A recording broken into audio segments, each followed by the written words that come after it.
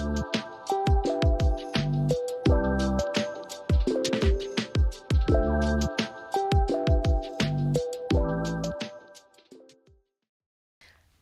and for today's episode of the Horton Hangout, our guest edition, we are really lucky to have Payman here with us. I'll get into the intro in a moment and we'll kick off the podcast. But what's really lovely is that this pod is going out at the same time to both our podcast channels and also the Dental Leaders podcast channels. So wherever you are listening to us from, thank you ever so much. Let's get on with this guest episode. Hello and welcome to this guest episode. We have the amazing Payman hanging out with us today. Now, you are probably most familiar with Payman for a few reasons. So firstly, he's the clinical director of Enlightening Whitening, a brand that we all know and love. Mm-hmm. You are also a director for the Mini Smile Makeover course with Dipesh that you've been running for God knows, 8 years. 8 years. That is a long time. 10 isn't years, it? maybe 10 years. Wow, yeah. Very long time, which is a really cool course. And then, of course, we've got the Dental Leaders podcast. And today the tables are turning. Yes. But we're not interviewing Pay because, you know, this is about hanging out, having a bit of fun together, having a chat. I just want to start by saying thank you so much for hanging out with us. My pleasure. I'm a bit pressured.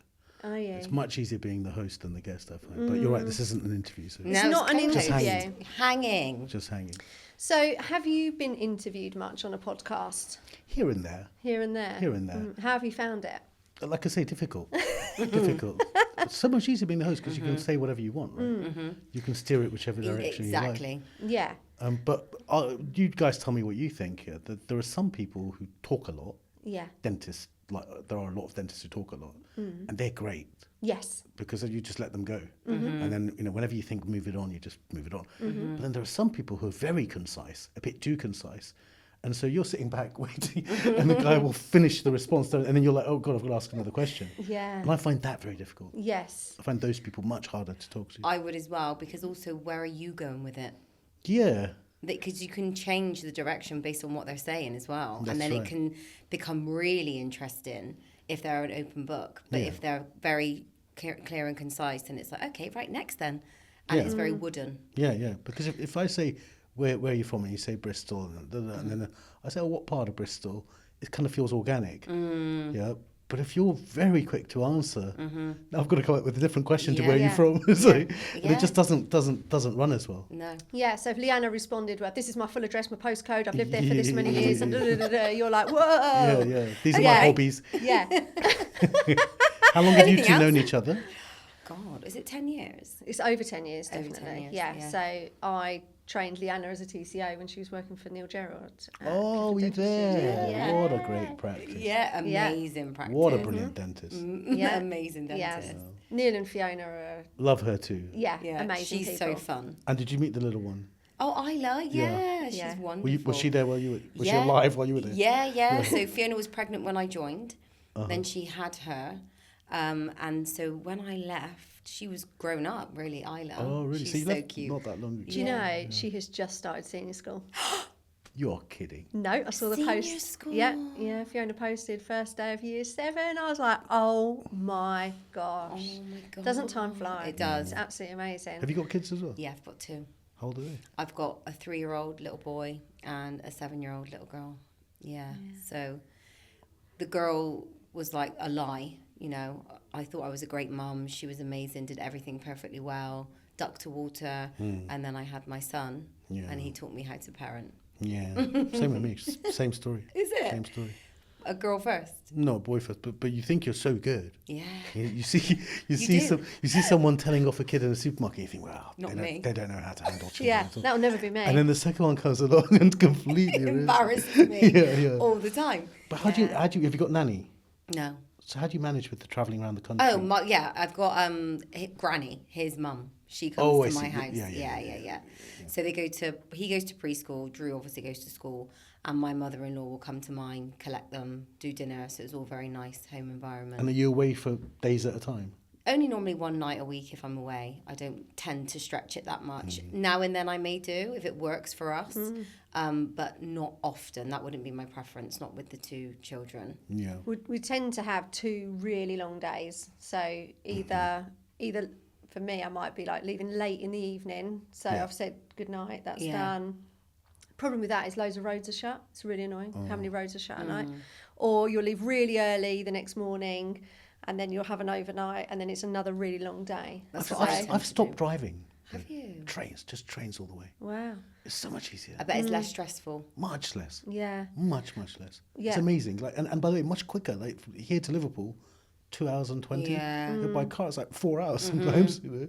The thing is, though, I've got, a good half an hour, 40-minute drive just to get to the nearest train station because I live in the middle of nowhere, so I may as well carry on. Oh, yeah, so you're in a different situation Different to us. situation. You're in a city, it's totally different. Yeah. Like, my sister lives in London, she never drives anywhere. Yeah. I was one stop from King's Cross before. Oh, Now I've moved, but one stop from King's Cross was amazing. Yeah. Door to door to Liverpool, like nothing. Wow. Yeah, absolutely amazing. But this child situation, I You just haven't got pride that. myself on how smart I am to have stuck with the one perfect child. Because I weighed it up and I thought, I can't risk it.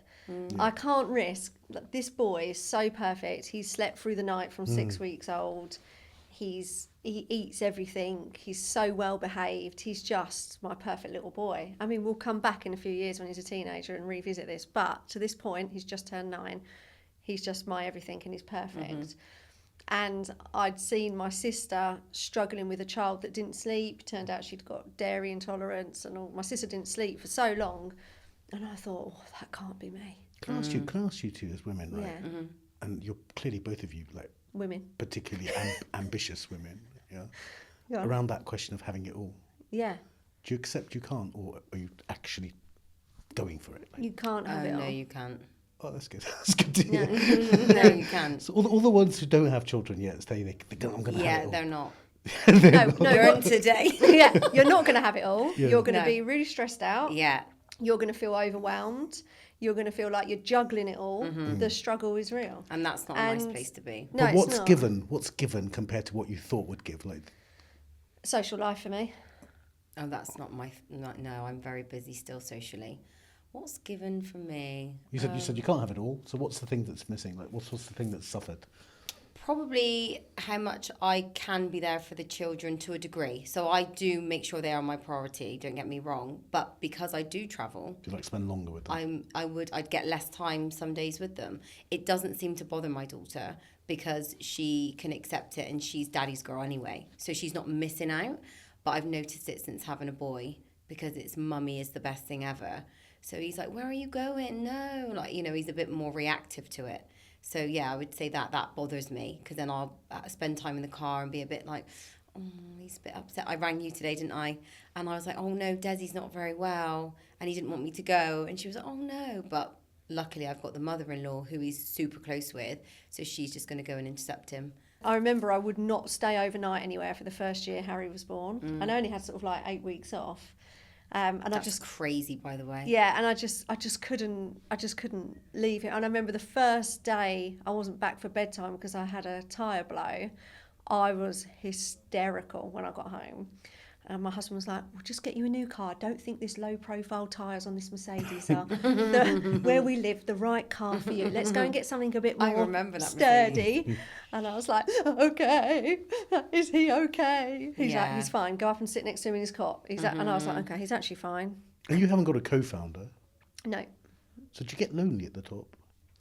You're really good at questions. Yeah.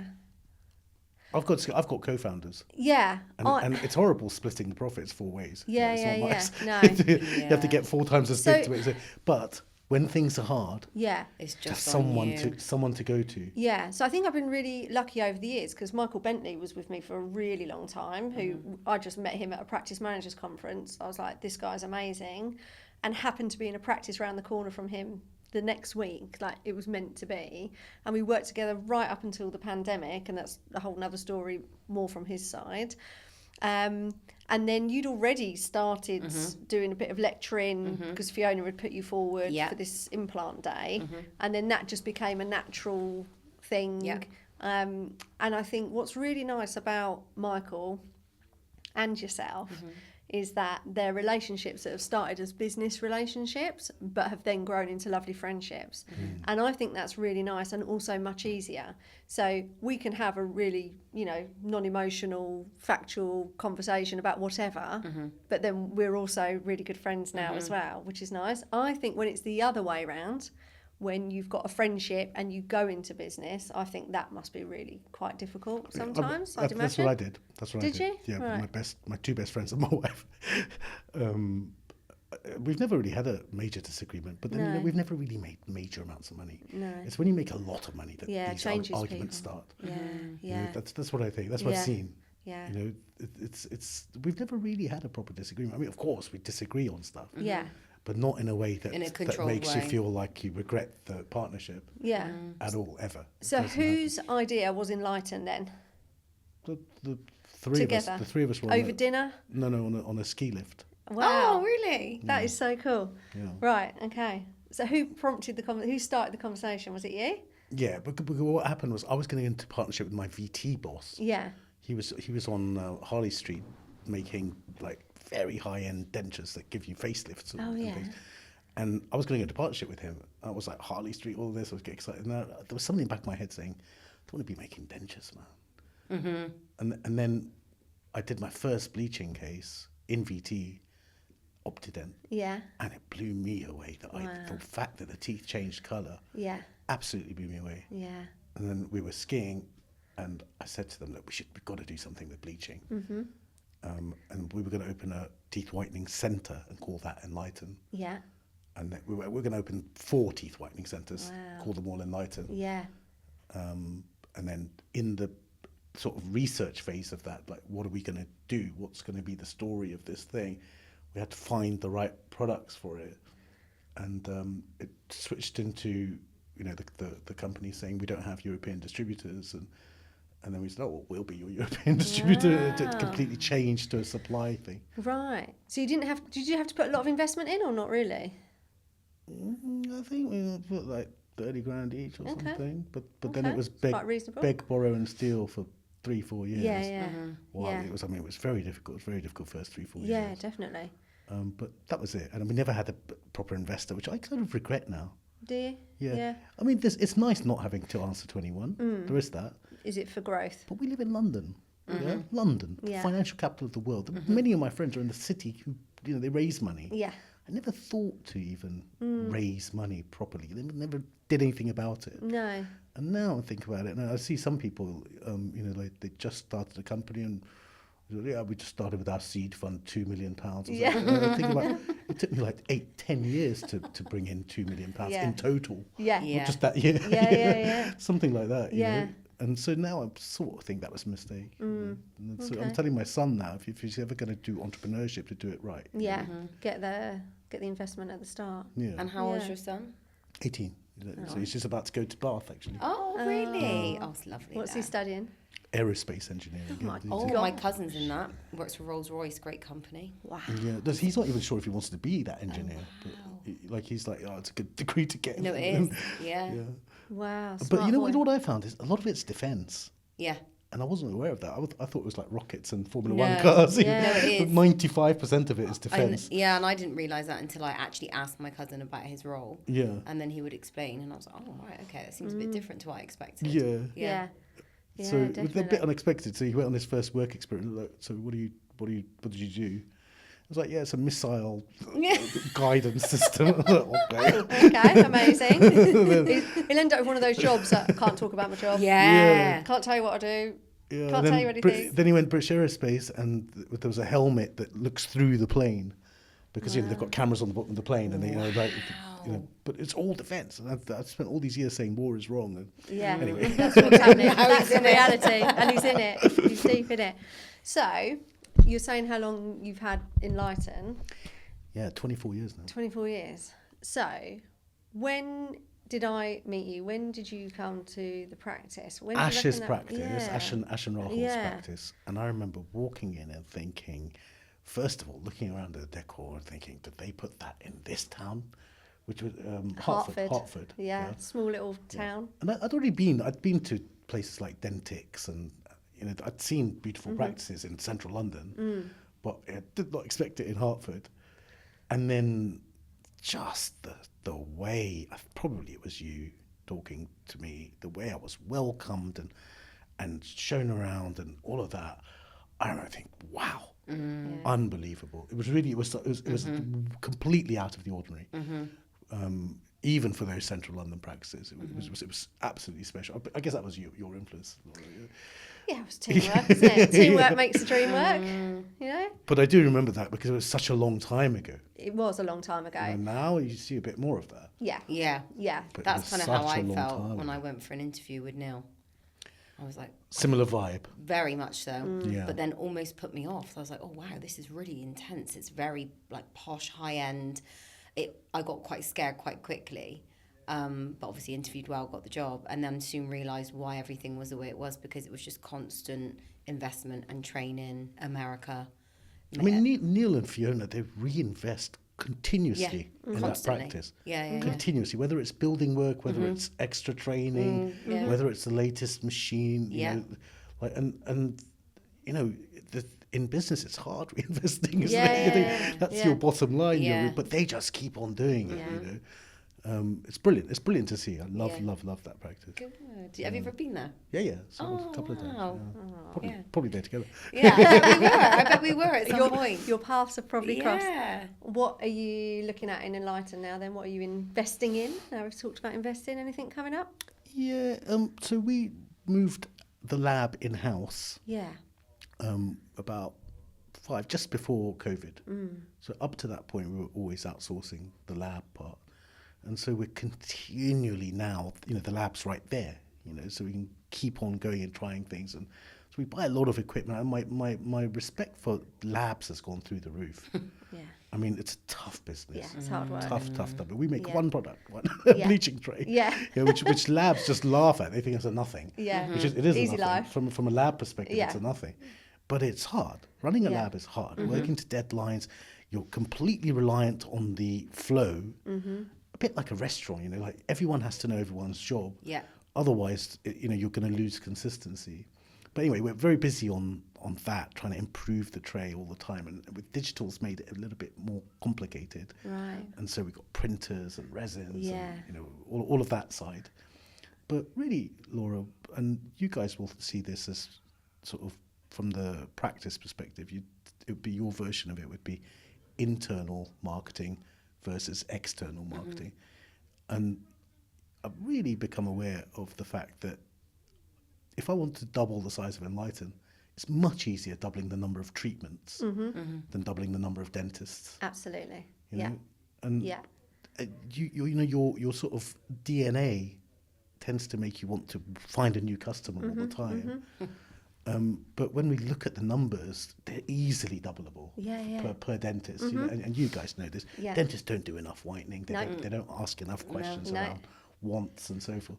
So that's been sort of my obsession this last sort of year of, you know, and we're measuring it now finally. So before we used to go into the practice, do some training and leave. Yeah. Right. Now we're measuring what does that do to the growth of the practice. It's not just going in, it's resources and so forth. Yeah. So I've been a bit focused on that. And then on the communication side, that which I'm responsible for, it's a bit difficult, right? Because I feel like I've really failed on it. Because a lot of people think Enlighten is, you know, gel in a fancy box. And it's not. There's a lot more to it than the packaging. Yeah. But I'd say 60% of dentists actually think that. And the fact that I haven't been able to get that message through properly makes me feel like a bit of a failure. You know? So what's the message then? What's the message? It's a much better product. It's a much better product. It makes teeth whiter. You know? Yeah. But what I'm saying is, if you go and ask a random dentist, they'll just be like, they'll think it's a fancy packaging. Branding's like, nice. I don't know, an Apple computer's a fancy box. It's a Yeah, totally yeah. different computer. Yeah. You know, I'm not saying it's an Apple computer, but you know, we really try hard on making each aspect, and then results are much better, right? For that Absolutely. reason. But I haven't managed to get that story into the market properly. Well, you've got Apple and you've got Acer, and there's a distinct difference, isn't there? Yeah. I know one's a Mac and one's a PC, but still, at the end of the day, it's a computer, isn't it? Yeah. And one thing I've always said to practices is when a team member's whitening their teeth, I can always tell when it's Enlighten. I can tell. I just I'm like, you've used Enlighten, and they're like, yep. And I'm like, you're happy, really happy. I can tell instantly because of the colour, because there's just something about it. But I totally agree with you that practices are not doing as much whitening as they should be. Nowhere near. No way near. And everyone wants their teeth whiter. Everyone wants their teeth whiter. And I think my mum's a classic example. She's 72 now. But a few years ago, she went to the dentist and she called me up and she said, I'm having my teeth whitened. And I was like, yes, Mum. Finally. proud moment. I've been on at you for decades to whiten your teeth. Yeah. And, you know, she said, well, I've always wanted to do it. And I said, well, what prompted this then? And she said it was the conversation. The dentist prompted the conversation, not me. She didn't want to say. But we don't, you know, I'd say 90% of people are not going to sort of veer away from the patient journey. No. Yeah, the patient journey is there, and different. We all know there's different patient journeys. Very right? much so. Yeah. So patients will generally just do as they're told. Yeah. You know, they'll follow the patient journey. If the patient journey happens to go to the point of the colour of teeth, you know, which is really interesting, right? It's not. We're not taught in university to record the colour of teeth in an examination. Yeah. Like we're taught a whole lot of stuff about the TMJ, colics, and obviously all cancer, perio, but the colour of teeth we're not even taught to record. Yeah. And it's a massive, magnificent mistake, right? In so much as the patients are more interested in the colour of the teeth than They are. Yeah. everything else. Yeah. But we're not recording that. Yeah. So when I'm working with dentists on their examination and co-diagnosis, taking a shade is part of it. And it's, you know, verbal from the nurse. Let's take the tooth shade. And then the dentist explains, this is what they're doing. This is the range of shades. And please let that shade guide be in the right order, because otherwise it freaks me out a little bit. I can't bear it. A1, B1, C1. It's got to be in the right order. But You mean by value, right? Yeah. I'm like, and then the patients, they get engaged in that. Would you like to see what colour your teeth are? If they say no, they're not. It's a no. If oh yes, please. Here's a mirror. Have a look. Are you happy with the colour of your teeth? I think it's part of the oral hygiene instruction part of the examination. Yeah. Because patients see it as part of oral hygiene. They do. Yeah, You're and exactly feeling right. fresh, looking clean. Yeah. People want to look clean. And I think things that patients say are that they don't want to look too white. That's a worry. It's a fear. That's one of fear. the biggest fears. Oh, I don't mind having whitening, but I don't want to have it too white. Yeah. Do you teach? You guys in the TCO world, you must teach about objection handling. Oh yeah. But and one thing I always tell people, dentists, is if you come up with any idea, especially a want, a need is different. You're kind of being the doctor, you're saying you really should do this. If it's a want and you've just said it to the patient, you must expect the patient to come up with one mini objection, to buy themselves some time to think about what's going on, what just happened. Yeah. And so It's so exactly right. It's quite a stressful. So I was with my dad with a urologist yesterday, and I could see him sort of stressing. He's an older guy. I could see him stressing to answer the question. The guy was saying, "How many times a day do you go to the loo?" Yeah, and he's like, he was like, oh, "So if you mean whatever it was, Yeah. And so you come up with something new to the patient. You will get now with whitening. That if the patient's over 55, 60, if the patient's over 60, the first mini objection will always be, not at my age, I'm too old for this. I had that. Absolutely, Yeah. It's always very common. I don't want, and that's where they worry about them being too white as well. Yeah. But now, when the patient's saying that, they're not saying no. They're not. Yeah? They're just buying a little bit of time. They're kind of saying, Invite I'm me. not vain. It's not Yeah. like a British older person Yes. can't admit to vanity. Yeah. Like, let's talk about a man. Like you said, your mum. Yeah. It's about a 74-year-old man cannot say, I want a whiter smile. No. Yeah. Now, the obvious conclusion to that is you go in with something like age is just a number. But what I've found much easier in that situation to point out one of the health benefits of whitening. And there are health benefits, but they would just talk about them very much because everyone wants whitening. But it's really good for your gums. Right? Yeah. In that situation, you say it's good for your gums, and now they've got something Sparked to hang an on interest. that isn't vanity. Yeah. It's health. Oh, good for my gums. Let's go for it. Now, with another patient, it might be a different mini objection. Yeah. And you guys must be training about, I can't afford it. Right? Which is, I can't afford it. Yeah. It's never the objection. It's never No, about money. never. And that, like when it's about money, they don't actually admit to it. Mm-hmm. They use a different objection because people don't like to admit they can't afford it. No, exactly. Yeah, I can't afford it means all sorts of stuff. Yeah. I can't afford it based on what just happened. Yeah. Yes. Yeah, Yeah. I can't Yeah. afford. I don't like you. Yeah, that's it. Could be my mum. My mum's in hospital. I can't think about it Yes. right Yes. now. I can't afford just means just Get me away. Stop. just some time. Give me some time. Yeah, Yeah. yeah, yeah.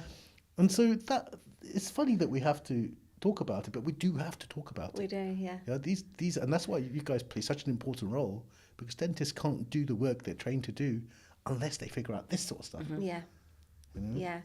And this is where the TCO role does come in. And a lot of people, again, just think the TCO role's just for, you know, the high value patients. But I'm really passionate about it for general dentistry. Yeah. And it really excels the experience in the patient. So a new general patient comes in, they see the TCO first, 15 minutes, 20 minutes. It depends if they're going to scan, if they've got the room to scan, things like that. But that initial conversation really relaxes the patient, and you get to find out all this information on behalf of, you know, the dentist. And then you're finding out, you know, oh, any cosmetic concerns. And 9 out of 10 patients, doesn't matter their age, will say, I'd like whiter teeth. Bam, right, we're now doing whitening today, and I'm about to do the scan anyway. Happy days. That's now X amount of money we can charge that patient today if they're happy to go ahead with it. And it's quick, and the patients are like, oh, right, okay, what? I can just come back in a couple of weeks. Yeah, fantastic. We've got the scan, we'll use that if that's okay. And it works really well like that, as well as then handing them over properly in the exam, getting a handover back, and then taking them back in the consult How room. do you guys handle patients who don't go ahead with the plan? Yeah. In so much as, I'm not talking about follow-up techniques, all of that. I find a lot of times the dentist won't even offer something because of the embarrassment of the patient saying no to that thing. I've not had that before. No. No, I haven't had So, that. so the whitening conversation, Yeah. it's a would you like a Yeah. whiter smile? Yeah. There are different reasons why they don't go ahead. They'll say something like, I don't want to embarrass the patient, I don't Yeah. want to annoy the patient, I don't okay. want to Yeah. come across a pushy salesman, yeah. I guess I But have when a patient experienced doesn't go ahead, there's this moment for the dentist. It's almost like because, defensive, yeah, it's isn't a it? defensive Yeah. moment. Yeah. Yeah. And you know, I'm 1 minute I'm your doctor, I'm supposed to be caring for you. Next Yeah. minute I'm selling something to Yeah, you. yeah. Now you haven't wanted it. And I think that's one of the primary reasons why they don't ask. Yeah. Because it's very obvious that if they ask, they'll get. So one thing we've been teaching is this notion of we're asking everyone because. Yeah. The because is key. Yeah. But asking everyone, I'm not singling you out. I'm not saying you're ugly. I'm Yeah. not saying anything. I'm asking I'm not everyone. saying your teeth look dirty. Yeah, No. Yeah. We're asking everyone, and then the because can be anything. Yeah. It really doesn't matter what the because is. Because Yeah. it's summer, winter, you know, we've Yeah. got Yeah. offers, we've got a new system. Yeah. That's It doesn't it. matter what you say after because. Yeah. But that helps a lot of That's dentists really get good. over that idea of, I don't want you to feel like I'm saying you're Yeah. ugly. It's uncomfortable. Yeah. It's an uncomfortable communication for a lot of people to have. When I first ever became a dental nurse, I worked in a practice which was predominantly NHS, and we did a really small amount of private. And there was one dentist, and there was 6 surgeries. Only one dentist ever used to ask, any cosmetic concerns? Are you happy with the colour of your teeth? If there was diastema, are you happy with that gap in the front of your mouth? And I used to think, wow, it's really nice that he asked those Yeah. questions. I never saw it as a negative. But obviously everybody else didn't choose to operate the same as him. He was the principal. I speak about him a lot, Ian. But the other principal, David, would never ask those questions. And it's exactly that. They're worried to offend. Yeah. Yeah. Yeah. But I think even if you go back to, say, general dentistry, Do you guys train the dentists as well? Sorry. yeah, I do a lot of work with dentists. Train yeah, them verbal for skills, these conversations. Communication mainly, yeah, yeah. presenting treatment plans to patients, handling objections. Sorry to interrupt. No, it's fine. What do you say? I think sometimes what we experience for sure is that patients get a big treatment plan essentially dumped on them, Yeah. and the missing communication is what is urgent, what's important, what needs to be addressed now. Because it is shocking that patients walk around with a mouthful of decay knowing they've got a mouthful of decay. So I would always question, but so what hasn't allowed them to move forward then? Why are they still walking around with a mouthful of decay if they know they've got that? So we want to make sure it's co-diagnosis, which I love, that they understand and own their own problems, and then they're advised and recommended. I think this is one thing, again, a lot of dentists don't do, is recommend. Yeah. And you're the professional. You Patient mean if wants there's the 3 recommendation. courses of Yes. Yeah, there's action, free recommend teeth. one of There's them. free Yeah. teeth that needs treating, but I'm going to recommend we deal with this tooth first, and the reason for that is A, B, and C. And that's why I'm going to recommend we start with that one. So if those patients leave, even just booking that one treatment or the hygienist, do you know what I mean? It really, really helps keep the patient in the flow. And they might end up having one tooth done at a time every couple of months. When was the last time you guys were patients? Oh, The well, last I time I was a patient, can tell you, it is actually, because I know this because I was looking the other day. for treatment. Well, it was 3 years since I had an examination. But, Trump. what a tramp. Ash did my veneers when Harry was born. So Yeah, that's he did, nearly didn't 9 he? years ago that he will have done them. What have I had done? As a patient, that was a big course of treatment. Mine was a hygienist, a routine hygienist. Yeah, not long ago. hygienist, go to Was see the probably hygienist. Over 6 months now, though. when Yeah, I you don't think really about count it. that, though, Don't doesn't count. it? Okay, No. so any treatment, oh my God, I can't remember, but it was under sedation, inhalation sedation, because Neil started doing it and I am petrified of injections. And he said, well, you'll have sedation then. And I was like, okay. So it's probably a fill-in. That was ages ago. I can't even remember. So I've got What a about loose you? filling. Yeah. Yeah, it's on holiday. Something stuck in my teeth. And oh my God, the filling is loose. Yeah. And my wife's a dentist, Yeah. and I haven't booked. You haven't done anything I about haven't it. booked to go in yet. Just playing around with it in your mouth. Well, I've only been back 4 days, like five days. but it's made me realise, and It's not a priority. when I had a filling as well about 2 years ago or something. That one made me realise painless injection. You know, my wife gave me this injection. I did not feel it at all, and I'm a Wow. dentist. You know, Yeah. I didn't even know she'd given me the injection. Wow. Yeah, until it started going numb. I need to see her. Yeah. I mean, and her patients follow her around because she's gentle, right? Yeah, that's wonderful. Yeah. So now I've realised that's more important than anything because I hate needles like you. Yeah, awful. But then what I'm saying is, it's a pain in the ass, man, going Yeah, to a yeah, dentist. it's inconvenience. It's tough. It's inconvenient. It's cost. Let's say I'm not going to pay her, but it's cost. Yeah. Now imagine I go if I was a regular person, I go in for this broken filling, and then the dentist says, "Do you want whitening?" I may say no. Yeah. I might. Yeah. Because I've already it's an extra appointment now. Yeah. Another 500 quid or whatever. Yeah. Enlightened. Yeah. And so I get it. I get it. Yeah. Yeah. So, what I find very interesting, is the notion that who is the most engaged patient with the practice? Is it the one who just had 30 grand of implant treatment, which they're very engaged? Yeah. right? For me, it's that cat that keeps turning up every 6 months. Yeah, it's the and being bread and told- butter patients. Being told they need nothing. Yeah. And keeps coming every 6 months. Yeah. And pay money to be told they need nothing. I mean, that's a massively engaged person. Yeah. You know, of course, some people had it sort of ingrained in their head if you don't turn up every 6 months. Yeah. But, no way. If I was a normal civilian, Yeah. I would turn up 6 times in a row to be told you need nothing. Yeah. And keep on turning Keep coming up back. to Yeah. be told I need nothing. Yeah. So now those patients, imagine every dentist has got, I don't know, 6 of those a day. Yeah. Depending on the day, right? 6 patients who come in needing nothing, who maybe the last 4 times they came in needed nothing as well. And they told the patient, you need nothing, when they could have easily said, there's a filling, So trust is through the roof Yes. with that particular dentist. Yeah. They need nothing. They're brushing their teeth very well. Yeah, they love the sort of pat on the back for that. Perfect for whitening. Perfect Yeah. for whitening. But ever since the Dorfman days, we've learned, whitening is, do you want fries with that? Yeah. And Yeah. obviously it is, because it goes well with fillings, it goes well Yeah, with yeah. Invisalign, it What goes well. fries with that? I love that. Yeah, but what I'm saying is it's such a missed opportunity because every single dentist has got 4 or 5 of those a day. Yeah. Patients who need nothing. And those patients are perfect for the whitening conversation. Yeah. But we don't think about it. It's not a common Yeah. thing.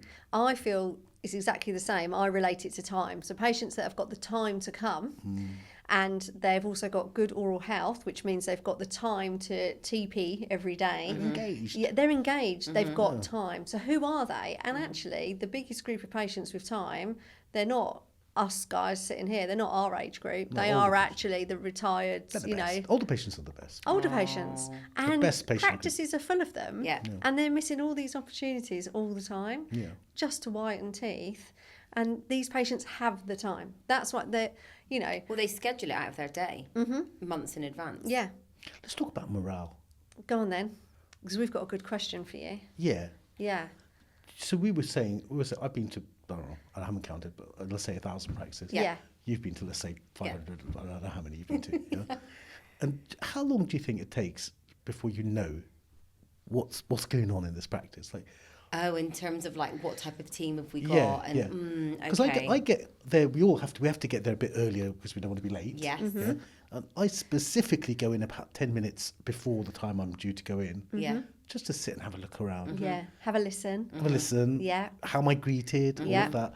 But then, there are different types of morale in different practices. Very Yeah. much so. Yeah. And where does it come from? Is it traditionally just from the top? Is it Yeah. is it Where's simple as that? created from? Yeah. Yeah. Yeah. Is it a situation where I've seen, for instance, someone told me they won't get us a microwave? Microwave, man. Yeah, I know. 50 quid. Not even that. Microwave. 20 quid in Asda. Yeah. Like, is Yeah. that a real thing? Yeah, yeah, yeah. So Almost honestly, completely detached. one of the things that we do is observing practices. So it's patient experience evaluation. And that is about, well, firstly, understanding the challenges from the practice manager and owner perspective. So we get that, we've got their list, we understand what their challenges are. But then it's about going in really without preconceived ideas and thoughts, but still understanding where they're coming from and observing the full patient experience. And it's basically like being a fly on the wall. It's my favourite. It's fantastic. So 3 hours doing that because of 3 hours? Yeah, 3 Ooh, hours. I was 10 minutes. Yeah, no, well, It goes so quickly. it goes so quickly, and 3 hours doing that, we know, You know everything. Yeah. inside out anyway. So having a look in the diaries, that is golden. Yeah, And their reaction when you say it also. yeah. Oh, did you want to? Did you sit in on the exams and all that? Yeah, Yeah. so Or the treatment. sitting in on Yeah. new not necessarily treatment, because you don't want to spend an hour watching Yeah. a rubber damby place for a fill-in. But, it's more about the communication appointment. So a lot of it will be the desk, obviously TCO if they've Oh, the got team's one. defensive about it. Must be a little bit. They tend I to think be- it's a personality thing. Yeah. I always aim to explain I'm coming in with no judgment on anybody. We're looking to improve your systems and communication. And then when I go in, I make sure I'm super friendly and engaging. I don't want them to think I'm just in the background who's that big bad wolf. And that, so far, I've never had any sort of resistance. But you do get a different sort of feeling about some people. They're almost showing off for you. You can tell they're not being their authentic self. Yeah, yeah. Which I get it. I'm watching you. You're not going to necessarily be the most relaxed. But I find if you're going to get resistance, it's after when you go back in to With the deliver the recommendations. training. Yeah. Yeah. That's when they feel a bit maybe I think more. the other reason the team are quite relaxed about the days, is because we do ask the practice owners and managers to tell them that we're from practice. We started as dental nurses. Yeah. We're from practice. So we Goes do. a long way, yeah. Yeah, and I think that does really help them to go, oh, okay, it's not just some, random person in a suit turned up to stand here with a clipboard and assess me. We do actually know what we're talking about. And also during the day, if we can offer a little bit of advice, we will as well. If it's going to help someone out, we can see they're in a tricky situation. We'll say, oh, how did you find that? Oh, I can't. And we'd always say, look, these things always happen when we're here. They probably won't happen again in your working life. Do you muck in as well? Do you wipe the chair? I have. Sorry, you mucked in. Yeah, I have. Yeah, one of It's the You can't times. help yourself. It's difficult to not want to do things. Yeah. I have with a client that I've worked with for over 10 years now. Yeah. It was a disaster that morning. I think I've spoken about it, haven't I, on the podcast? And I ended up just taking over reception. Luckily, I knew the dental software, but I was like, look, let me just check people in, check them out, and you just sort everything else out, because it had all gone wrong that morning. And we all still laugh about that now, that team, a long-standing team. But I think it helps for the team to also understand that it's not just the view of the practice manager or owner. When we get to experience what they're experiencing, and we can say, you haven't got enough staff on the desk. Yeah. How do you expect this fantastic experience and mistakes not to be made when they're under Dentistry's such undermanned. pressure? Dentistry's undermanned in general. Yeah. Yeah. Do you agree with that? Absolutely. Yeah, absolutely. Compared to sad, other really. businesses, you feel that there's not enough humans around. And the phone's neglected. And then you're spending a fortune on marketing and the phone's neglected. And, it's just crazy, really, if you think about it. Have any of your practices taken AI receptionists? No. I've got one that's about to move to it. And It's interesting. yeah, I'm really interested in it. It was my recommendation to explore it because they have got logistical issues, staff issues, space issues. and I said, I think this might be something that's worth exploring. I'm really interested in it. Yeah, For I was going sure. to say that'd be really good to hear. Yeah, I think it will really solve some problems for some practices, for sure. You know, we've got one of those chatbots on our website. Yeah. And we asked everyone to put out all the questions they ever get asked. Yeah. All of Enlighten, 27 questions. Wow. Same 27 questions every time. Wow. Really? Yeah. And it's so interesting because, you know, once you train the bot on those 27 questions, Yeah. it answers them better than our people. Yeah, yeah. Yeah, that's amazing, isn't It's it? interesting, isn't it? That is really good, isn't it? Yeah. I'm really intrigued to hear about this venture your client's about to go on with. Yeah, the, yeah, I'm really I mean, the interested. demo I saw was amazing. Yeah. I Was guess they it? put on their best demo, right? Yeah. Yeah. It's But how, it but was like amazing. you say, it's how it's trained, isn't it? Yeah. So it really does need to be trained with real calls, for sure. I think the other thing is pretty soon, it's going to be bot to bot. Mm-hmm. Yeah. Yeah. So you'll ask the I'll patient ask my will bot. ask their gosh. bot, Yeah. and bot to bot. Then you don't have to worry Yeah. about it being human. Yeah. Yeah. I'll ask That's my sad. bot to talk to your bot. Yeah. Yeah. I don't like that. It Why? is. I don't But know, do you I know just one of don't like the that. I like the human touch. Oh. one of the biggest problems still will always be the face-to-face customer service experience and how well it's delivered. Like, I had the most shocking experience on Saturday. I went to At a test. practice? No. I went to test drive 2 cars. Didn't get to test drive either of them. Oh no. All right. So the first one was Tesla self test drive. The car wasn't there, and I'd got my little boy with me, and we're Was he driving. excited? Yeah, he's really excited. Yeah. And we're driving round and round this car park, and I'm like, well, the model I've booked to drive isn't here. I can see that.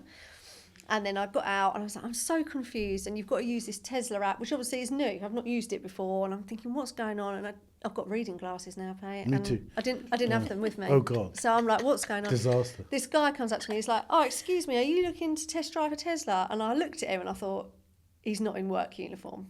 And I said, yes, are you? Like, save myself. And he said, yeah, but my car's not here. I said, no, nor's mine. So I said, well, you know. So he said, oh, well, if you look on the app, press directions. And I said, well, it's telling me it's 28 minutes away in Chelmsford. I don't understand it.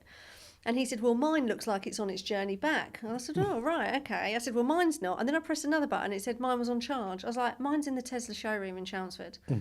It's not here. I'm not going to get to test drive it. No. Called a number, no answer. I was like, what a waste of my time. So then I go to Mini. So my most favourite car I've ever had is my Mini Countryman. I wish I never got rid of it. I'm like, right, I'll go and check out the electric Mini Countryman. I arrive 10 minutes early and I see the guy getting in the car and going for a test drive with someone else. I know it's him because they send you the video the day before, don't they? Here's the car you're looking at. Like a little video overview. Can't be bothered to watch that, but whatever. Thanks, Callum. And so I Like, he's so thought, interested I in thought that. that's Callum. That's him. But also, when I've been test driving cars recent times, you go on your own. They don't come with you, which I think's great. So anyway, so I'm in there. I was in there, and not one person acknowledged me by even eye contact in the whole Mini showroom. They're all dealing with people. And I was like, this is unbelievable. It's a big purchase like that. Yeah, and You know, if you ask about bad customer service, that's just everywhere. yeah, but When this was the last gets time you worse. had good customer? Yeah, but this Go gets on. worse. Oh, I thought that was Well, the let end me of the tell you, story. right? So I've booked my test drive online, 11:30. He comes in at 11:35. Can I help you? I said, yeah, I've got a test drive booked at 11:30. He said, I'm going to be another 15 minutes. I said, no, it don't work for me. And he said, oh, well, sorry, but the people I'm with now turned up late and she wasn't confident driving. I was like, and I was like, well, can't you just give me the keys or sign the paper and take it out? He said, no, I have to come with you now. And I was like, oh, whatever.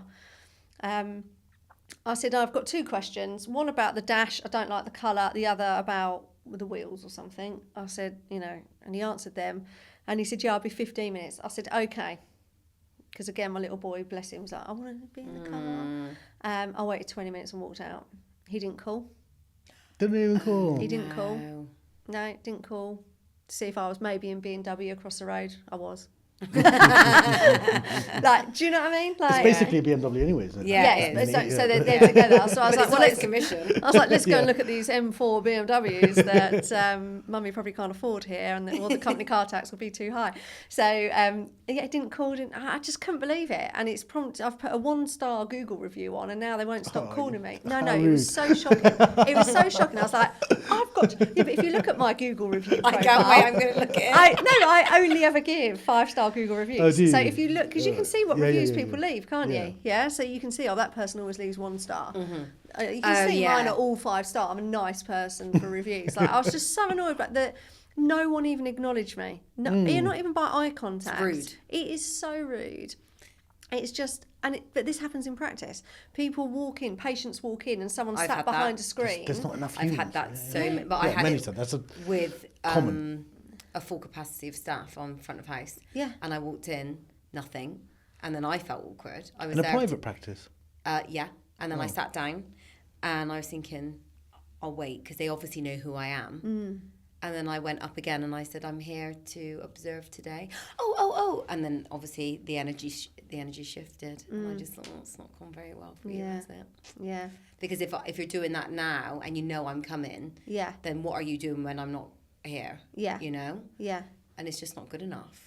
I just don't think it's that hard to deliver good experiences. But when was it? When was the last time you had a great customer service Dubai experience? in May.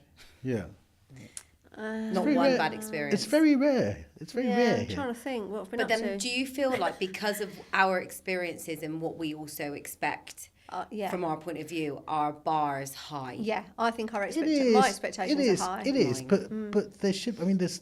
You know, come on. I know, I'm fierce with There should be lots more great customer service Yeah. There experiences. should be, yeah, and we really don't do enough in this country. No. Do you know one of the No, things but then that... also remember this. Yeah, we don't like the hotel you stayed at in Dubai. You're not routinely going to hotels It like was that. everywhere I went. in It was Britain. even the news agents I went in the Mall. Yeah, the service is higher. Dubai. There's no Wow. doubt. I went to Manoir au Quatre Saisons. Oh, The service was extraordinary. Extraordinary. wow, I'd Can you love tell to us? go Give there. us an example. Was I it mean- a celebration, I'm assuming? No, Or a bucket list? no. My buddies have moved away, and then they all said, "Oh, our kids don't even know each other. Let's go to a hotel with the kids." And it was 2 days before Easter, and then he called and he said, "I've got good news and I've got bad news." Good news is I found a hotel. Yeah, Bad news bad is news. it's this place, and it was the biggest number I'd ever heard per night. Yeah, bring your credit card. Yeah. Or two. But the way they handled it, because we had a bunch of naughty kids, and there was a bunch of celebrations going on. Yeah. People go there for big events. They do, like yeah. Wedding anniversary. And the guy he was showing us around, and he went, and this is a library, and then some kid bounced a ball. And I saw him notice that, but he stayed calm. And and the kids were making too much noise, and they basically decided just to cordon us off from everyone else. Yeah. But in an amazing way. Yeah. Like they put you in this other room, which was like even more amazing than the room that you were going to go to for breakfast. And there they put a PlayStation. And wow. They just managed Wow. us so well, man. Yeah. Without making you feel like an inconvenience. At all. You felt like VIP. Yeah. You know? And what's interesting is you haven't mentioned the food yet. Unbelievable. I It's, mean, it's the experience Yeah. first, isn't it? You I know? mean, from the first moment, Dr. Langroudi, we've been expecting you, because they ask for your I love number that. plate or whatever. Yeah. And then somehow everything gets done for you. Toys holding up the names of the kids in the rooms, it was just brilliant. Amazing. Just brilliant. Oh, wow. Yeah. Oh, that was the best I had in Britain. Yeah. But the rest of the I'd world, love, you're right. I'd love to go there. Yeah. I really would. It'd be amazing. Yeah, good food. Yeah, I really Good want to go. food as Yeah, it's on my list. One day of things to do. Ash went there years ago. I think it was his wedding anniversary, and just absolutely raved about it. It was. And yeah, he's like, it's the best thing It's he's the kind ever of thing done. you need to take your staff to see what is amazing service. So on that then, Yeah. that again is, I think, something that practices don't do enough of. No. If they want to elevate their basic customer service, Mm. take your team. I know it's nice to go bowling, things like that. It's not nice to go bowling. No one wants to put those shoes on. They're not there anymore. No, they brought them back in our bowling Oh, alley. I said, okay. I'm not putting them on. It's Okay. not happening. But isn't it nice? Like, I think some of the things that Ash did with us is, took us to a nice restaurant for dinner. And we really appreciated it, because it might be a restaurant that we wouldn't go to normally. Yeah.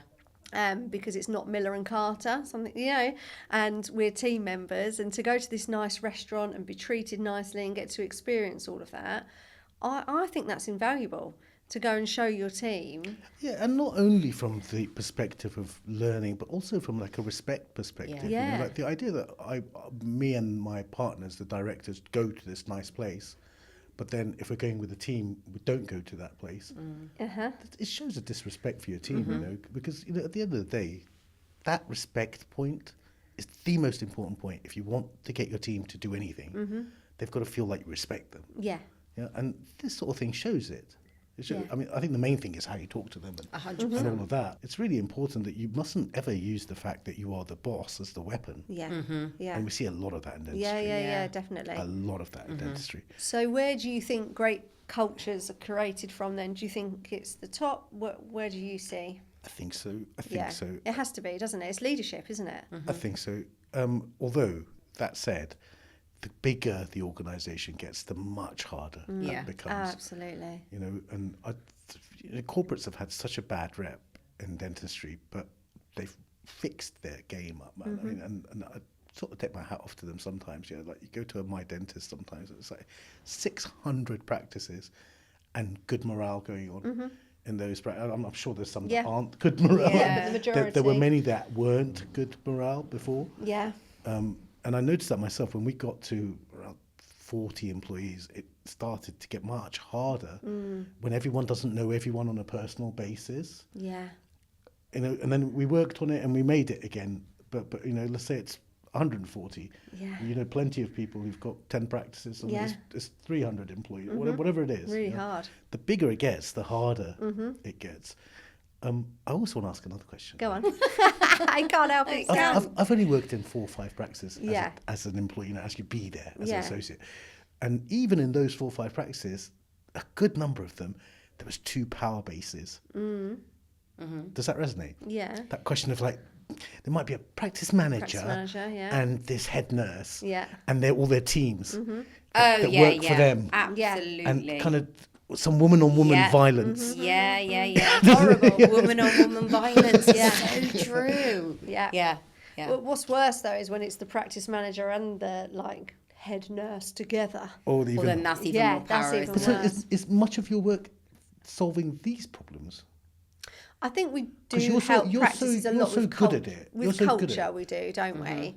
And the practice owners are usually a bit stuck in the sense of they don't have the time. They know what they want. They know how they want their team to feel. They want all of these wonderful things for their teams. It's not that they're not wanting to buy them a microwave. They want all of these things. It's just how do they make it a reality? And it's about understanding how you can break things down into smaller achievable points. Because I think the other problem then is the practice owner's the vision, big thinker, big picture person, and they present a big picture. Yeah. When actually the team needs smaller bite-sized chunks to I'm move forward guilty. with. I'm guilty of that as well. Yeah, and then we're not overwhelming them. And I think when the team can also really see that there's investment in them, particularly the reception team, because they tend to be overlooked quite a lot. When they can see there's investment in them, it starts to build that level of respect. I really love the 5 Levels of Leadership by John C. Maxwell. Have you ever read that at all? It's absolutely amazing. I use it all in management training because it's a guide to help you become a level 5 leader, which is a big thing. I always say aim for level 4. Like, let's get to level 4 with everyone within your team. And it's basically about not just, so level 1 is I'm the boss, do as you say. Level 2 is we found some common ground. So I actually like you because we both like EastEnders. Okay. And then level 3 is about what you've done for them. So if you're then progressing that person, supporting their development, it doesn't have to be about putting them on courses, but just helping them grow individually, then you're moving up. And then level 4 is what you've done for the organisation. So they can see you do good for the team, but you also do good for the business overall, which naturally benefits them with pay rises, further education, nice restaurants, things like that. So What was level 5? Level 5 is, to me, like Nelson Mandela. I knew you were going to use them. Yeah. So level 5 is someone who... So I tell you who's a level 5 leader to me. Has always been Ash. Because it's about what he stands for in regards to the greater good as well as level 3 and 4. And what they do for others and that type of aspect as well. But I think if practice managers and owners can get to level 4, That's really great for them, and it really helps them. And so I would always draw out the steps and get them to write where they are with each person, and then they can start. They've got their own plan now. Right, I'm level 1 with this person. I've got to get to level 2 as quickly as possible. Right, I'm already level 4 with them. Great, cool. We've got a great relationship. So I it's can leave individual that. per Yeah, that's person, what I right? would then get them to do. Yeah, That's because your interesting. relationship can be quite strained, can't it, with With somebody? a particular Yeah, person. absolutely. And we're naturally drawn to those level 4, level 3 relationships. We're naturally be drawn to anyway. We're going Yeah. to give each other a good energy every day, aren't we? Yeah. The level 1 person, we're not passing good energy across here. No. Yeah. We've got to move it quite quickly. I found that book absolutely fascinating when I read it. What was the author? John C. Maxwell. Were you a PM when you read it? No, I wasn't. Oh, okay. But straight away, so I was in consultancy, but straight away I was like, this is now a method for leadership development, which everyone needs. Yeah. Everyone needs this. So I've taught this for years on sort of to managers and practice owners, because it is a method and it's steps that you can climb to bring everyone together. And I think sometimes when you get that divide, especially with a PM versus the team, say for instance, or PM and owner, it's almost like, are you accessible enough as a PM? Are you just shut away in your office and then you're only available now and then and you pop out but you're busy and you're doing stuff and you don't really have that open dialogue with the team? And then if you don't always explain things and they just find out, that then creates a really negative People don't culture. like that, Yeah. And Were then you they PM become as well? defensive. Yeah. And you were PM as well. Yeah, mine was a short time, because then I progressed onto a sort of lead of a small corporate for their TCOs, which was much better suited to me anyway. Tough job, PM. Tough really job, tough. horrible. Yeah, really I had tough. Mark Allen, from Bupa. Yeah. And he's been in a whole lot of corporate, he's a proper corporate guy, he's an insurance guy. Yeah. He said PM's the hardest job Yeah, he's seen. yeah. It's the hardest job because you've got to be So many different non-emotional. roles. Yeah, you've got to be non-emotional Yeah. because you're in management. Yeah. But you're also expected to be providing leadership, which is emotional. Leadership takes time. You're already fighting fires all day long as a manager. You haven't got the time. Yeah. And it's a constant tug of war. It really, really is. It's a really hard job. And especially if you've become a PA and you were a nurse originally, or front of house, Yeah. because then all of a sudden you've changed roles within the same business with the same people, and what were your friend colleagues are now it's Suddenly you're yeah. their boss. Yeah. Yeah. That's And tough. also, I've seen that happen, not with me, it was with a colleague, and she managed to switch it really well, but there was a really difficult time period, and I felt for her. We had a level 4 relationship anyway, so it didn't really impact me, but I used to see her and think, oh, she's really suffering with this, it's quite difficult. So yeah, I wouldn't necessarily like to have that journey. but PMs, they're not often given any training either. No. They're just chucked in. Some of them haven't even got a job description, and they're just chucked in. Oh, great, you've been here the longest. You can be my practice manager. There's no job description. There's no clear. They're just fighting fires all day long. That I feel sorry for. That reactive management. Whereas if you can move someone into proactive management, it's really lovely, and then they really do start to enjoy their jobs. Every day you've got to have some reactivity. Of course you have. Things break, things go wrong, it's practice. It's dentistry. It's dentistry. But trying to move things into being proactive. But some people don't help themselves either, do they? They won't delegate. They take it all. I'm going to take it all. I'm going to take all of this on. I'm not delegating a thing. This is all mine. And it's like, well, you've got a team of people that can save you 3 hours a day and feel valued because you're asking them to help you. No. And that's a mindset issue. But isn't out it? of the roles, PM's got so many different roles. Exactly. But out of the roles, which are the ones that are like the key ones, like the ones that for you define the difference between like a good PM and a great PM?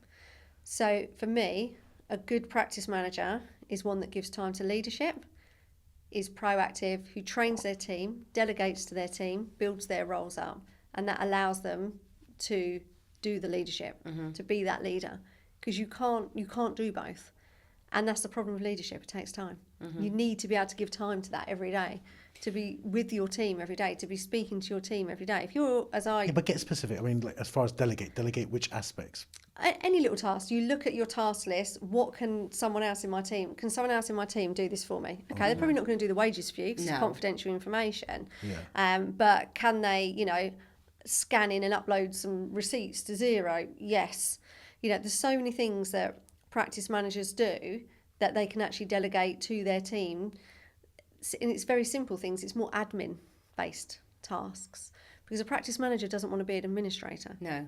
They are a practice manager. They should be managing the practice. But They should be leading the practice. And do you believe in the hiring and firing of the non-clinical or even the nurses? Do you think the manager should be making those decisions? In regards to hiring, I think everyone should be involved in hiring. So the whole team should be involved in it. How involved? So what I used to do was someone would arrive for an interview. They'd come in. They'd first of all be met by the team. I'd always do them at the end of the day interviews as well. So they'd be met by the team. Someone in the team would get to sit and talk to them. And then they'd come in and be like, yeah, she was a she anyway, but she, you know, she seems really nice. Yeah, I've got a good feeling. Okay. Or they'd come in and I'd be like, okay, well, look, stage 1 interview, bit of a chat, get the awkward things out of the way. This is your pay, these are your hours, And then they'd get a tour by someone else. So someone else would be able to chat to them. And if the team were like, absolutely no way, first impressions, they're not for us, then I wouldn't take it any further. If the team said, yeah, I think she's good, and I obviously agreed as well, okay, let's get them back for a second interview. And then we'll take it forward. But you think that, I mean, the principal doesn't need does bother not with... need to be involved. No, we did that. Really? Oh. Yeah, we did that with Neil. Yeah. But the difference was, it would be, if it was a nurse, the nurses would interview them. And then the second interview was with the manager. Yeah. Neil wouldn't get involved because he would just stress us all out. He wouldn't look for the same things that we're looking for. And at the end of the day, they've got their probationary period anyway. So if they don't work, we've got that to look after us, so to speak. And then when I became TCO, it was myself and manager that would interview. And then it would just end with us. And the situation of you hire someone, okay, they get through that probation period. Like, how soon do you fire them if they're incorrect? Quite quickly, I would. Yeah. So I'd Do always you? do. Do you? Yeah. So So I you kind do. of figure it out quite quickly. You don't start making excuses for them. Or, No. You know, like changing their situation or... No, I think no. Laura doesn't, but I think that does happen. Yeah. So this happens is, a lot, doesn't this, it? Yeah, but this is what I've learned, right? 6 months probation. Right? 6 months. 6 months because after 4 months, people can't keep up the act any longer. So if they're acting that they're... No, I thought maybe like in the first week you realised... Oh, in the first week, phoning sick, you should be gone, really, shouldn't you? Like You know? if on day one someone turns up 10 minutes late, is that already Yeah. a big red flag, So right? straight away we've got a contractual issue. So straight away it needs to be I love HR here. Are you ready? Straight away it's into an informal meeting. So just to confirm your start time is 9 a.m. You should be here, changed, ready to work for 9 a.m. Today you've arrived at 9:10. What's the situation? What's happened today? Because you've got to have a bit of empathy. My bus. Yeah. Okay. So how are we going to avoid this happening again? You can get up a bit earlier, set your alarm clock, stop snoozing it, get an earlier bus, fantastic. And then hopefully it doesn't happen again. And then they're saying 4 weeks' time it happens again, we've got another contractual issue, so then we can move it forward. So I'd be calling the HR company, I need to move this forward now, this 10 is minutes. formal. Yeah, because it's a contractual issue. Yeah, I like that. You're an employee. It's because So- if you don't, it can spiral and Yeah. become a culture. I get Yeah. it, I get it. Yeah. Yeah. So then you can start moving into warnings and such. But this is where managers need training again, isn't Yeah. it? There's the communication, it's It's a the bit of a common conversation. situation, right? Because Really so common. many I think people are late. really Yeah. common. And I think they get away with it. Yeah, and then you've got flexible working requests now as well, so Yeah. people can submit them more frequently now. But I think, you before. guys have to also be aware, I mean, you are aware of it, right? That most of my teams come in 1 or 2 days a week, Yeah. yeah? And the rest of the time they're at home. Yeah. And I bet they work for longer at home. Not necessarily. Well, the reason why it's working for us is because our office is in Camden, and some of them were driving or tubing an hour and a half to get there and an Yeah. hour and a half to get What a back. waste and, of and life. That's hard. Yeah, Yeah. waste of life is Yeah. exactly. And the cumulative waste of life. Yeah. Yeah, because it's London's expensive, right? So they were living in all sorts of miles and miles and miles away just to come to Camden and work. And I sat with my partner saying, I said, look, the cumulative time that these people are travelling It's was ridiculous. like 45 hours. It's stupid, isn't it? A day of travel was happening. Yeah. And I was saying, even if 1/3 of that is sort of helping us somehow, that's sort of worth it.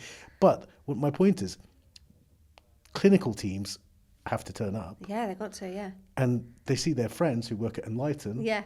Yeah. not. Yeah.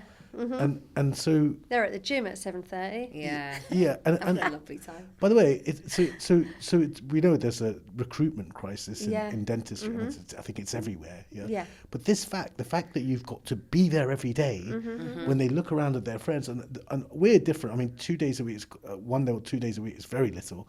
Most companies are doing 4. Yeah, 4 days a lot a of it's weekend, turned back now. but there is 1 day off. Yeah, Well, off. It's not yeah, off. working from home. Yeah. Yeah. Whereas our nurses and receptionists and things can't do No, that, no, right? no. And so there must be some empathy for that, or some pay rise for that. Yeah, and this is the awful thing in dentistry, yeah, that it's the lowest paid job, being a dental nurse, of many jobs, Yeah. and one of the hardest jobs. It's Right? really Nurses hard. are the ones running the whole Yeah, show. it's really hard job. Really, really hard.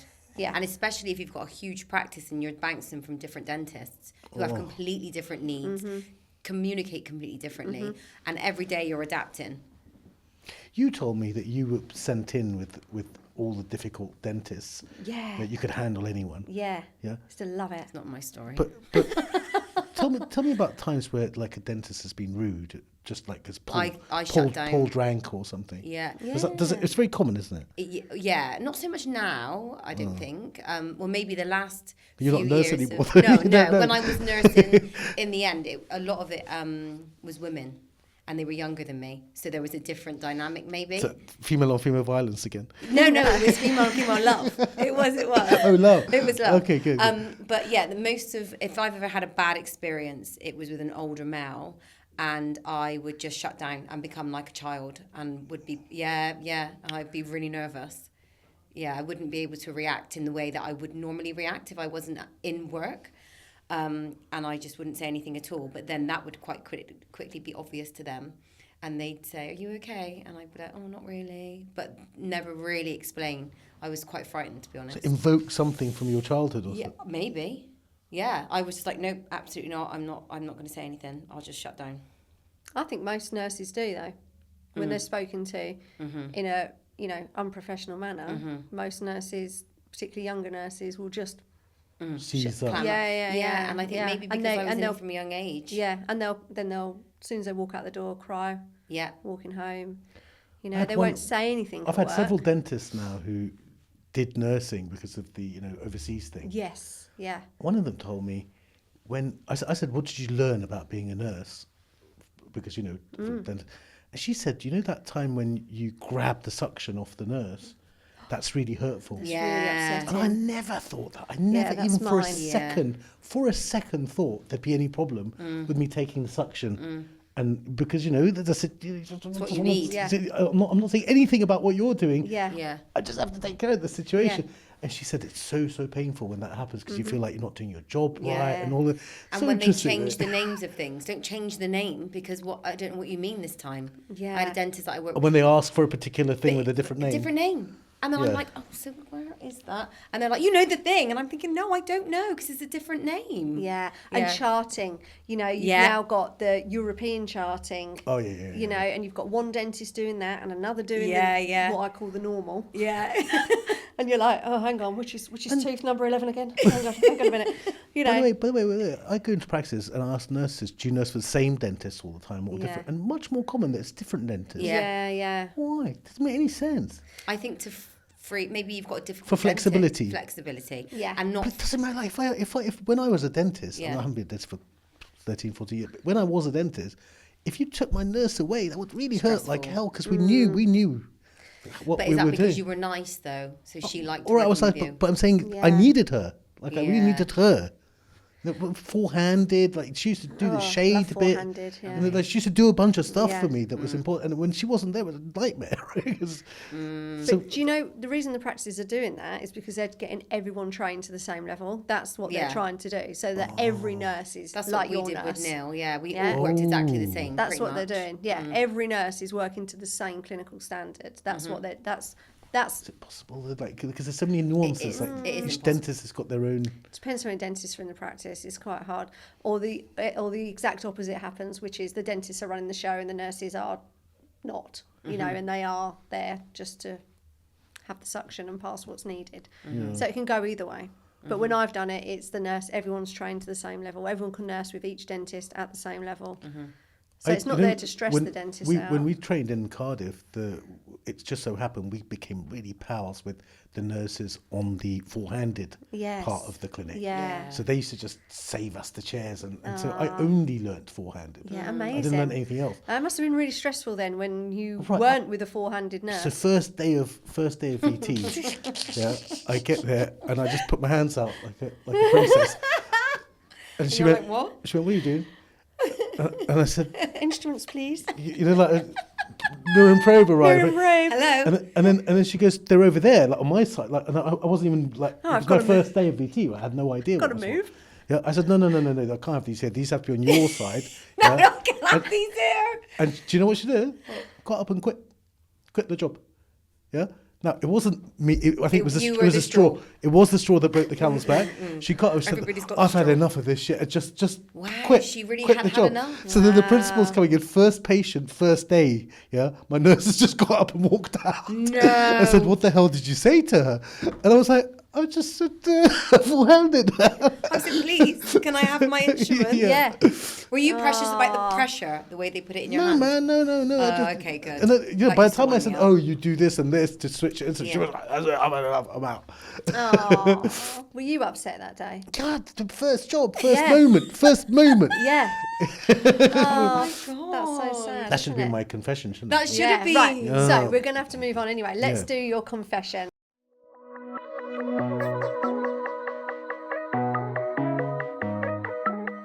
So is It's it a funny confession of a dentist or what is it? No. It's a funny one. Go on then. So do you remember from when we started Enlighten? It's an Enlighten one. From we started Enlighten till 2012, Mm-hmm. so 2001 to 2012, bleaching was illegal. Yes, I do remember because it was the state trading standards that Yeah, stopped it, didn't exactly, they? Because exactly. someone got a bit on their trousers. Well, it was illegal. The law, the written law was Yeah. 0.1%, right? Yeah. So, but then we all ignored that. Right. Yeah, all practices ignored that, and suppliers ignored that. Some suppliers ignored that. Actually, we managed to grow a lot in that period. You know, big companies wouldn't break the law, and we managed to grow a lot. And you know, the way I thought of that, but it was either you're going to bleach teeth or you're going to put veneers on them. Yeah. And I will go to court to say Yeah. bleaching the teeth is better than sticking veneers on them, or whatever Yeah. it was. Anyway, one day, I think it was employee number 2. So maybe we were just 1 year in. And she came in and I said, oh, by the way, this stuff's by the letter of the law. I would have died. It's illegal. And it was a tight, the office was the size of this studio here. Like that was the whole of Enlighten was this studio, this room here. And I said, oh, by the way, yeah, there's this thing that it's, you know, don't worry about it at all. It's just nothing. And at the time, we were to get around this law. We were separating the peroxide from the gel. Oh, I remember this. We were doing in-office whitening, you know, with the Yes. light, like Yeah, Zoom. yeah, Zoom. And we were separating. We were telling the dentist go buy peroxide chemical from wherever. Yeah. But we had some peroxide around in the office for demos. Yeah. Anyway, it was just one room, and all the stuff was in the same room. Like we didn't have a warehouse. It was a tiny business at the time. I think we had 30 customers or something. I mean, so I'm explaining to employee number 2, yeah, and with my wife was there as well. She used to work in business at the same time, saying, "Yeah, it's just it's a letter of the law. Don't worry, it's nothing. It's a nothing thing. But you should know. You should know." And she sort of raised an eyebrow. Okay, and then it was a serviced office, and we got a call from the thing saying trading standards are here. No. Yeah, and trading standards had never visited us before. That yeah. moment when you're just Yeah, as I was explaining, yeah. And then my wife goes, the peroxide. And she starts taking it off the shelves. And just that moment, that face of that employee number 2, when she saw us running around. Yeah, she stayed for years. She stayed for years. But her face that day, which I'll never forget that. Can you imagine me, Like Laura? at Faulty Towers. Oh. That's her. And what happened? Nothing. Trading standards. Yeah. Nothing. Yeah. Nothing bad. You said there's no peroxide here, mate. Move on.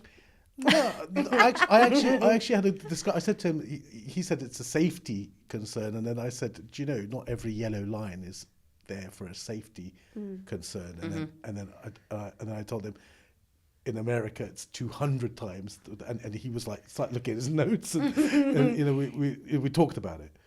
We talked about it. That's good then. Yeah, it went turned out okay, but just that moment was the funniest moment. How funny Really, though. I love Just that. I've as never you're told that talking story about before. it. Yeah, but just as you're talking about it, they turn up. What are the chances? But the way Yeah. we ran around to get rid of this peroxide I love that. on the first day. Oh, I think that's brilliant. That's I like so the good. four-handed dentistry one as well. Yeah, that's really good. Really good story.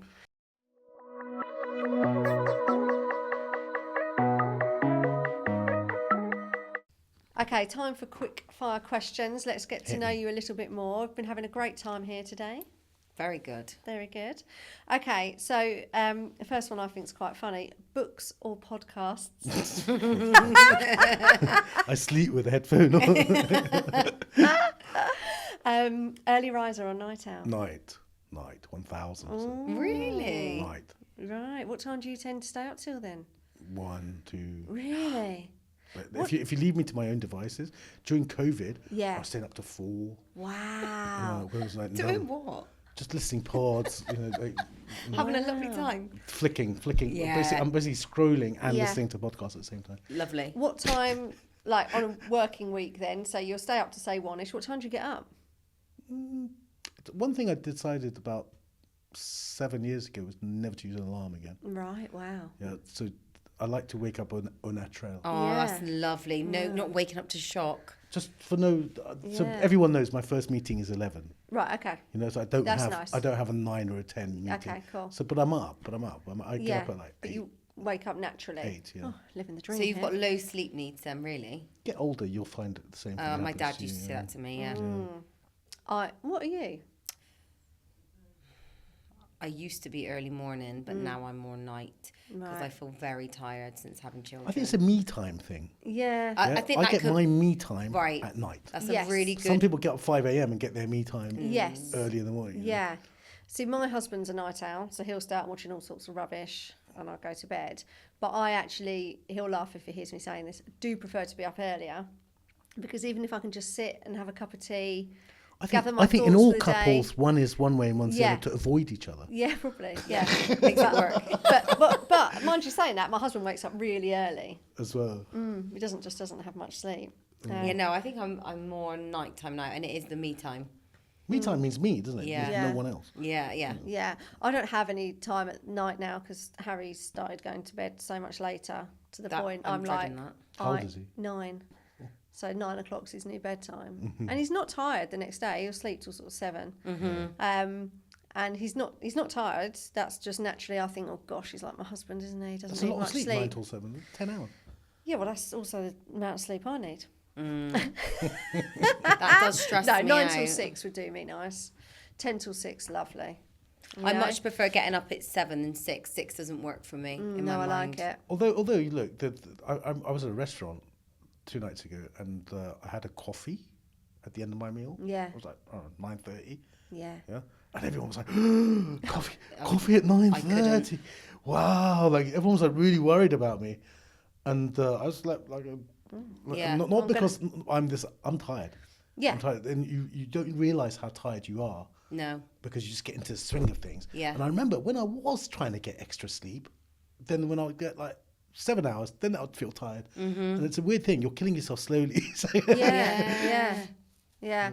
I declared on holiday that when we got back from holiday, I was going to start getting up at 5 a.m. and my husband's reaction was to laugh hysterically. Especially this time of year, the worst Yeah, he's time like, to it's the implement worst time that. for you. If you're going to do it in spring when the Yeah. clocks change. And we live in the middle of nowhere. It's pitch black. We've got no street lights, no pavements, nothing. He's like, it's just the wrong time to do it. Yeah. I was like, okay, I won't do it then. Right, next one. Spontaneous or planner? Spontaneous. Oh, lovely. Yeah, I reckon I knew that. Yeah, I love that. That's fantastic. It's really fun. Yeah. I'm just bad planner. But you know what happens when you plan sometimes? If it goes wrong, that's more upsetting than if it was just like off the cuff. Yeah, I'm spontaneous, 1,000%. Yeah. Yeah, I'd love to be more spontaneous. I think now You're a I'm not. planner. I'm a planner. But you I'd have love- got the spontaneity in Oh, I you. want to be. I want to be. I enjoy it. It's fun, isn't it? I want to be. Yeah, I want to be like, sod it, let's just go and jump on a train and go to London today. Yeah, How that's far, how far ahead do you book your holidays? Like, Oh, well, I've just booked Have to. I've just booked 14 months ahead is my current one. you just paid for a holiday 14 Well, I months? need a deposit. Yeah, yeah, but- yeah. Yeah, Where are you yeah. going? That one's Centre Parks. 14 months. Yeah, because you got to get a good price. I'm looking on a holiday. Yeah, for yeah, next no, year. yeah. I've I got suffer next with summer that. book. Yeah, see if I you suffer with that. Yeah, so and also I like to go to nice places, so I've got to book in advance to get the best price. I'm not going to book last minute and I pay suffer an with that. I pay too much. You for my probably holiday. pay double what Because you you need do last to. minute. Yeah, yeah. Like Yeah. I sometimes I book like a week ahead. Yeah, Like, Oh, I couldn't be that spontaneous. I need to know what clothes I'm wearing. it's not that. get your clothes. No, I have It's to a plan the cost. outfits. It's a things. It's the cost. cost. The cost is way through. Yeah, Yeah. yeah. Like I really like, and I don't want people to think I'm snobby here, but I really love the ICOS resorts, and Yeah. I've come ICOS to- all yeah. over Greece. There's one Yeah. in Mallorca now, another one in I think it's on Portugal, and there's one in Marbella. But the Greek ones for me. I love them, and Is it how much cheaper is it when you book that far? well, a lot. Is it? Yeah, it's a lot. Because I'm just thinking flights. I mean, I paid some ridiculous price for flights to Nice Yeah, because it was a week ahead. yeah. So, I bet, yeah, but it was the summer as well. Yeah, it was extortionate. peak season. Yeah, extortionate. Why not? Absolutely robbed. Absolutely robbed blind. But so I like to go to these places, and they are really expensive. But and Centre Park's like that's not cheap. That's not cheap No, it's at really all. not. No, it's That's my actually- son's favourite holiday, and I'm Is like, it? yeah, he loves it more than anything. And so I've got to book these things far ahead to be able to like I can't afford what you want. Yeah, I can't justify paying double the price for. I wouldn't do it. No. Whereas like my sister said, oh, I just looked at ICOS. This was earlier in the year. Oh, I just looked at ICOS for the summer. It was 20 grand for the four of us. I was like, well, yeah, because you're looking at going 3 months before. They've only got the biggest rooms left. Oh, I see. The villas. It's all booked out. You're not going Limited to. You've space. got to book really far ahead to get the right price. Also, I want good seats on the plane, so I don't want to have rubbish seats and things like that. So, but You're very organised. my parents have always been like that, though. My mum's My always husband's booked like stuff. Yeah, I need to know I've got these things to look forward to as well. It's a bit of that. Yeah. Right, phone call or text message? I mean, I was thinking about it. 95% of all my communications are text, Yeah. but I've got my 6-7 people who I That's like Talk to me. you. Yeah. That's really nice, isn't it? Voice notes. Do you do No. voice notes? No, I knew you you'd wouldn't. hate us. can't bring myself to do. Yeah, we love a voice note. Love. But that's mainly because, like this morning, we couldn't talk because of connection issues on WhatsApp Yeah. and the phone. Like, so just voice So I note. like getting them. I Yeah. just don't put them out. Okay, all right. I'm like walking down the street. Yeah. Yeah. Luxury or simplicity? Go on. It's another one of those. It's a difficult one. It's a difficult one because a lot of simplicity is luxury as well. Mm-hmm. Yeah, like I don't know if you're thinking about. I say this Airbnb. It was like this. It was minimalism, like to Yeah. the top. Yeah. It was bloody expensive. Yeah. So is that luxury? Or is that That's simplicity? luxury. That's Yeah. luxury. So But it was simplicity. Would you go camping? I've been no. No. fuck, luxury. Yeah. I'd say that's simplicity, isn't I it? see. Not Camping. Would you? Camping? Not really. I love the face change. No. Like, It's No, difficult. because I'm thinking, oh, Harry would it is love difficult. It's not enjoyable. I wouldn't. For me, my biggest priority at all time is sleep. Yeah. So if I'm not going to sleep, I don't want to go. Stresses you out. Yeah. Yeah. Okay, what have you got on your ones? Oh, okay. Big picture or detail orientated? Big picture. Yeah, Okay. got that from earlier. Structured agenda or free flowing meetings? Free flow. I hate meetings. Do you? Hate meetings. Why? Just like tough, man. I don't know. Like, They are tough. sometimes I'm sitting in a meeting. It's about my subject in my company with my people, and I'm like, I want to be out of here. Yeah. And I was talking to my brother. He's a doctor, and they've got terrible lives. Doctors, really tough, Yeah, they have. tough lives. And I was saying to him, the one good thing is you don't have meetings. Meetings are so hard. I don't like meetings, man. I used to say we have meetings about meetings, and I find it really frustrating. If we're going to have a meeting, can we just let's make some progress, let's move forward. I can't stand when people just sit and talk and like, yeah, let's do this, yeah, let's do that, and then nothing actually happens. That's my infuriation. That happens too. But do you think it's happens more too. just it's your time, Just don't or like do you them. just want people to make the decisions? I just don't like meetings. No. Do you find them intense? One-on-one, yeah. Same. Yeah. I'd love Yeah. that. But the arguments and meetings, and people are wed to their ideas quite a Yeah. lot. I'm in sales and marketing. On that's where I am. Yeah. And so in marketing, it's a difficult one. You want people to come up with ideas, Yeah. but then there's arguments about ideas. Yeah. And, Yeah, It yeah. can be really quite uncomfortable. yeah. And what I don't like about meetings, so if you said to me, let's have a meeting, I'm not stressed out. Yeah. But if I was in a different situation, maybe with somebody that I don't know so well, or Yeah. somebody who I know is intense and very direct, absolutely. by the way, Zoom meeting Yeah. with kind of strangers. Yeah. That horrible first 2 minutes where you're like asking, like trying to get, and then you don't know whether you should start the meeting. Right. I hate it. Yeah, uncomfortable. Do you know what I still find very interesting that happens to me, not so much now, but it still happens, is when I get messages or voicemails or even emails from people that are, you know, in the trade, and they'll be like, oh, I just wanted to arrange to meet up with you to have a talk about, and I think, what planet are you on? What planet are you on? I don't know you. You're some random man most of the time. Oh, okay. Yes, there's not a problem. Are you free next Wednesday to meet in some random place in London? Explain Like- to me, isn't that your first sort of top of funnel? No. It'd be like you, yeah? Hi, I'm Payman. I've got this whitening product. I think it'd be really good if we could work together. Do you want to come and meet me? Why not? Oh, I don't know who you are. I'm not going to so meet some from random... a security perspective. Yeah, I'm going to go Okay, meet some okay. random man. From a security Yeah.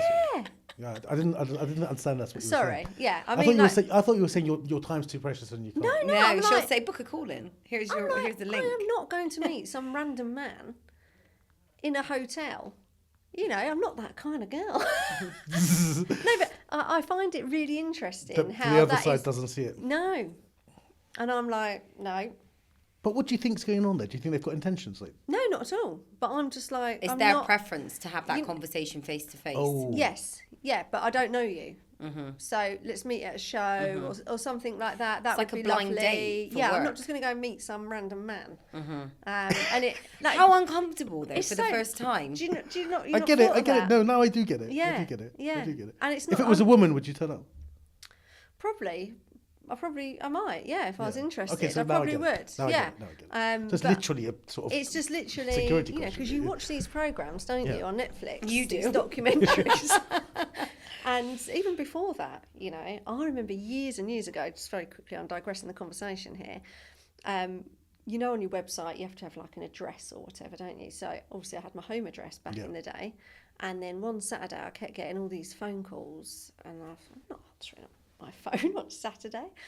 Anyway, it kept ringing and ringing, and I thought, this must be urgent. This person's called me 20 times now. Have I told you this? And it was this guy, and he said, oh, hello, are you Laura? And I said, yes, speaking. And he said, oh, I really want to come to your house for you to teach me how to brush my teeth. Oh no. Go on. It wasn't a prank, right? And I was like, what the hell? And I was like, no, I just hung up. My husband was there. He was like, what the hell was that? I was like, I don't know. I said, but the first thing that's popped into my mind is my address is on my website. And ever since then, I've used a virtual address because you just don't know what weirdos are out there, do you? It didn't turn up. Yeah. No, it didn't turn up. But yeah. So things like that of like, they spook you, don't they? And then but I find this interesting in the trade that these messages still go out. Hey. I think if I was London based, honestly, and I had that and it was in the area and it's busy, I wouldn't have a problem with meeting in a coffee shop. Yeah. And they had like a well-known website and I could look them up. That wouldn't necessarily Yeah, but they're bother not me as much. usually a Well, then- well-known. No, then. No. So I wouldn't mind meeting Paymans, not an issue. No. He's but then all you right. know him. That's cheating. Yeah, You're but- playing the game, Laura. But yeah. yeah, I find it odd. Inbox zero or organised chaos. Chaos. Yes, my Chaos. kind of man. Me. Total chaos. Remote first or office first. Like I say, we've Yeah. really moved. We've really changed our position on that. So, Yeah. so, and by the way, we've got a whole team in South Africa. Wow. Like a whole team. It's like 5 people. It's a Yeah, whole team. still a team. But like if you call Enlighten, there's a 50-50 chance that your call's going to South Africa That's or coming cool. here.